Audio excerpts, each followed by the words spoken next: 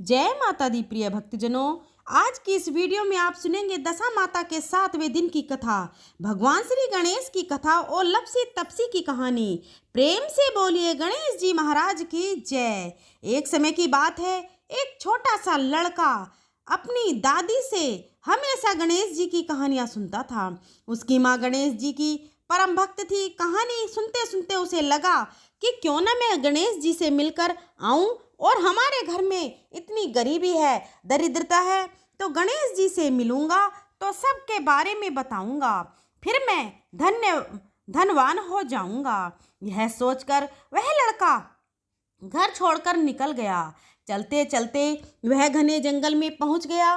तब गणेश जी भगवान सोचने लगे कि इसने तो मेरे नाम से घर छोड़ा है, अगर इसे घर पर नहीं भेजा तो इस जंगल में तो शेर जानवर हैं, वे इसे खा जाएंगे और मुझे इस कलयुग में कौन मानेगा। तब यह सोच विचार कर विनायक जी ने बूढ़े ब्राह्मण का वेश धारण किया और उस लड़के के सामने आ गए और कहा कि बेटा तू कहाँ जा रहा है। तो वह कहने लगा कि बाबा मैं तो गणेश जी से मिलने जा रहा हूँ। आपको पता है गणेश जी कितने चमत्कार करते हैं। तो उसकी बात को सुनकर बूढ़ा ब्राह्मण बोला कि बेटा मैं ही गणेश जी हूँ, तो मांग, तुझे क्या मांगना है, परंतु एक ही बार में मांग लेना, बार बार कुछ मत मांगना। तब वह लड़का सोचने लगा कि मैं क्या मांगूं, अन्न हो, धन हो, हाथी की सवारी हो, मेरे सुंदर सी पत्नी हो। यह सब सोचते वह चुपचाप बैठ गया। तो गणेश जी तो अंतर्यामी हैं, वे सब कुछ समझ गए। वे उस लड़के से कहने लगे कि बेटा तुमने तो एक बार में सब कुछ मांग लिया, जैसे तुमने मांगा है वैसा ही सब कुछ तुझे मिल जाएगा। अब तुम ऐसा करो, अपने घर जाओ, तुम्हारी दादी और तुम्हारी माता पिता तुम्हारा इंतजार कर रहे हैं। आशीर्वाद पाकर वह लड़का खुशी खुशी अपने घर लौट आया। घर आकर उस लड़के ने देखा कि उनका घर झोपड़ी था जो महल हो गया। जैसे ही उसने अंदर प्रवेश किया तो एक कमरे में अंदर पलंग पर 16 श्रृंगार किए हुए उसकी पत्नी बैठी थी और घर में खूब सारा धन हो गया। अब वह जोर जोर से अपनी माँ और दादी से बोला कि देखो माँ, देखो दादी, मैं कितना धन लेकर आया हूँ। यह सब कुछ गणेश जी भगवान ने दिया है, वे मुझे जंगल में मिले थे। यह सुनकर उसके माँ, बाबूजी और उसकी दादी माँ बहुत ही खुश हुए। हे गणेश जी महाराज, जैसा आपने उस भोले बालक की सुनी वैसे ही सभी भक्तों की सुनना। जैसे उस लड़के को धन दिया, अन्न धन दिया, वैसा सबको देना। जो भी इस कथा को सुने उसके घर में सुख सौभाग्य का वास करना। बोलिए गणेश भगवान की जय। अब सुनिए दशा माता की 7वीं कहानी, राजा की रानी कोमलांग की कहानी। एक राजा था, उसकी रानी कोमलांग थी। वह फूलों की सैया पर सोया करती थी। एक दिन फूलों के साथ कच्ची कली भी आ गई। कच्ची कली के कारण उसे रात को नींद नहीं आई, वह करवट बदलती रही। राजा ने पूछा, प्रिय आज क्या बात है जो तुम्हें नींद नहीं आ रही है। रानी ने बताया कि आज फूलों में एक कच्ची कली आ गई, वह मेरे शरीर में चुभ रही है, इसी कारण मुझे नींद नहीं आ रही। राजा ने शयन कक्ष में एक दीपक जला रखा था जिसे ज्योति स्वरूप कहते थे। ज्योति स्वरूप रानी की बात सुनकर हंसा। राजा ने हाथ जोड़कर उससे हंसने का कारण पूछा तो ज्योति स्वरूप ने बताया कि अभी तो रानी को कच्ची कली के कारण इतनी तकलीफ हो रही है, कल सवेरा होने पर जब रानी का सिर एक बोझ ढोना पड़ेगा तब इनकी क्या गति होगी। राजा ने पूछा कि क्या मेरे जीवित रहते ऐसा संभव है। तब दीपक ज्योति स्वरूप ने उत्तर दिया, हाँ संभव है, तुम्हारे जीते जी संभव है। ज्योति स्वरूप की बात को सुनकर राजा ने मन में सोचा कि देववाणी कभी असत्य नहीं होती, होनी को कौन टाल सकता है।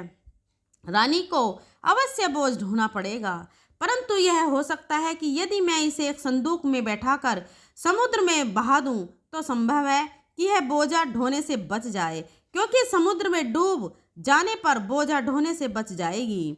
राजा ने उसी समय रानी से कहा, चल मैं तुम्हारे मायके में छोड़ आऊं, कुछ दिन तुम वहीं पर रहना। रानी बोली, परंतु महाराज मेरे मायके में तो कोई भी नहीं है, मैं वहाँ किसके साथ रहूंगी? राजा ने कहा कि तुम्हारे गोत्र संबंधी वहाँ बहुत अच्छी दशा में हैं, मैं उन्हीं के पास तुम्हें भेज देता हूँ। रानी ने राजा की बात मान ली। रानी ने बहुमूल्य आभूषण और कीमती वस्त्रों को धारण किया। तब राजा ने रानी को संदूक में बैठाकर नदी में बहा दिया। वह नदी समुद्र में ऐसी जगह मिलती थी जहाँ पर राजा के बहनोई का राज्य था। समुद्र से मोती निकालने का ठेका राजा के बहनोई ने ले रखा था। वह संदूक बहता बहता जब राजा के बहनोई के इलाके में पहुंचा तो उसने मल्लाह को आज्ञा देकर संदूक को समुद्र से बाहर निकलवा लिया।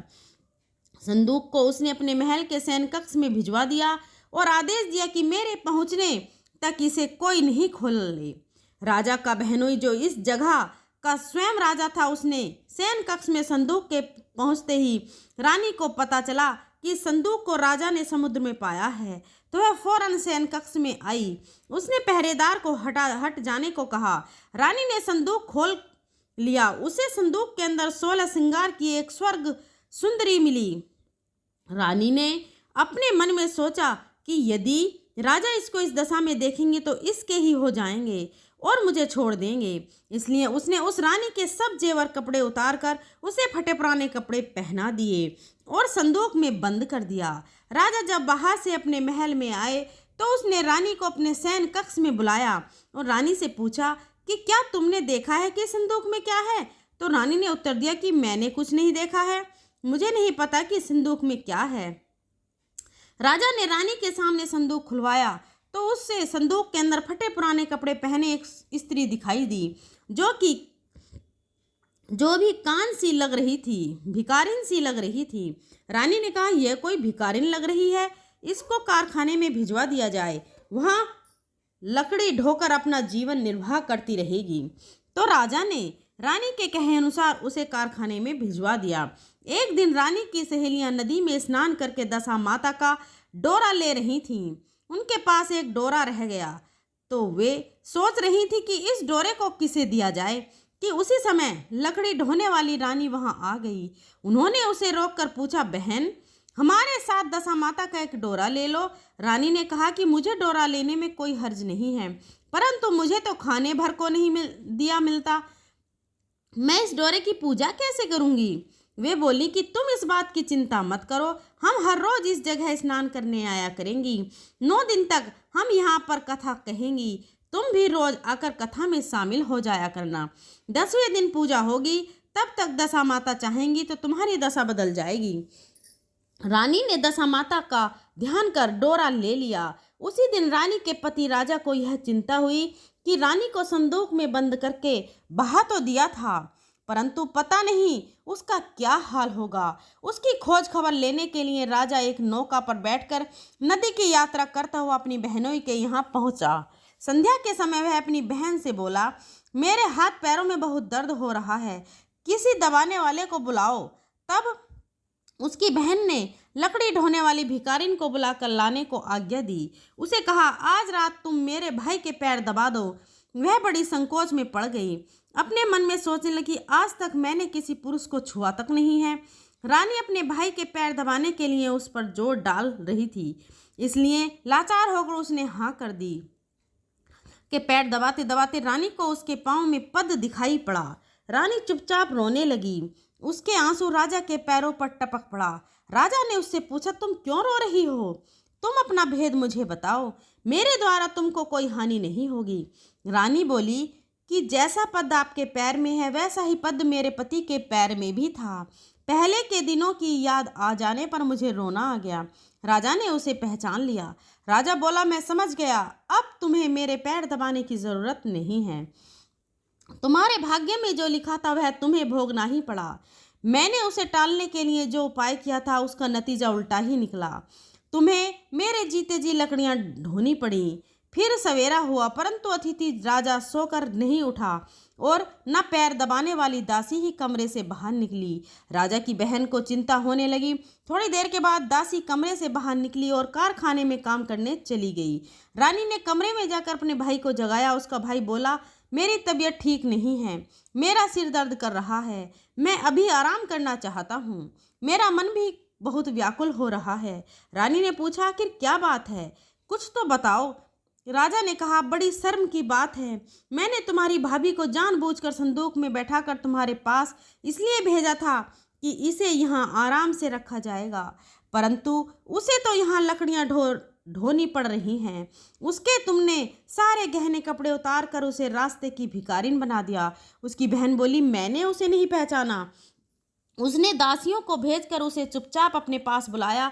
उसके आने पर बहन ने अपनी भाभी से माफ़ी मांगी और उसके पैर पकड़ लिए। कुछ दिनों तक राजा अपने बहनोई और बहन को यहाँ रखकर रानी को साथ लेकर राजधानी में लौट आया। रानी ने अपने महल में पहुंचकर सुहागिनों को न्योता भेजा। बड़े धूमधाम से दशा माता के डोरे की पूजा की और नगर में ढिंडोरा पिटवा दिया कि आज से अमीर गरीब सब दशा माता का डोरा लिया करेंगे और श्रद्धा पूर्वक पूजा किया करें। जिसके पूजन पारण के लिए धन की कमी हो तो वह महल से ले जाया करे। जिस प्रकार रानी के दिन दशा माता ने फेरे, वैसे ही सबकी दशा को ठीक करे। प्रेम से बोलिए दशा माता की जय। अब आप सुनिए लपसी और तपसी की कहानी। एक लपसी था, एक तपसी था। लपसी हमेशा भगवान की तपस्या में लीन रहता था। लपसी रोजाना सवा सिर की लापसी बनाकर भगवान को भोग लगाकर भोजन कर लेता था। एक दिन दोनों लड़ने लगे कि लपसी बोला, मैं रोज भगवान की तपस्या करता हूँ, इसलिए मैं बड़ा हूँ। लपसी बोला, मैं रोज भगवान को सवा सेर लापसी का भोग लगाता हूँ, इसलिए मैं बड़ा हूँ। नारद जी वहाँ से गुजर रहे थे। उन्होंने दोनों को लड़ता हुआ देखकर उनसे पूछा कि तुम लड़ क्यों रहे हो। तपसी ने खुद को बड़ा होने का कारण बताया और लपसी ने अपना कारण बताया। नारद जी बोले, तुम्हारा फैसला मैं करता हूँ। दूसरे दिन लपसी और तपसी नहाकर अपनी रोज की भक्ति करने आए तो नारद जी ने छुपकर 1.25 करोड़ की एक अंगूठी उन दोनों के आगे रख दी। तपसी की नज़र जब अंगूठी पर पड़ी तो उसने चुपचाप अंगूठी उठाकर अपने नीचे दबा ली।